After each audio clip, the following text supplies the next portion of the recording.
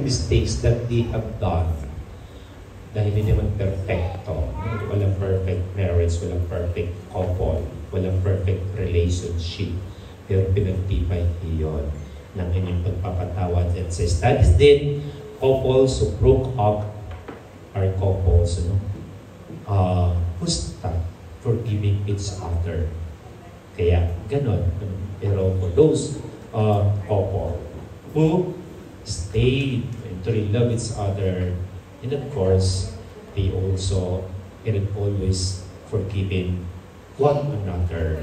Dahil ang Catholic wedding, the very first time that you vow, you make your vows na magkasintahan, mag-asawa, ay love triangle ninyo iyon kay Lord.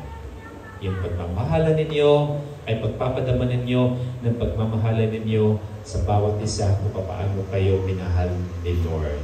With your faith, with your sacrifice, God loves us unconditionally, sacrificially, or giving.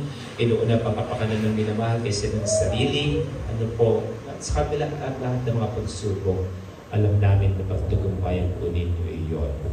Lalo na ang buhay at ganoon din ng Diyos, no matter what and how sinful we are, alam natin, lagi siya at handang magpatawad at yun ang isinabuhay niya. Isasabuhay pa ninyo for the rest of your lives.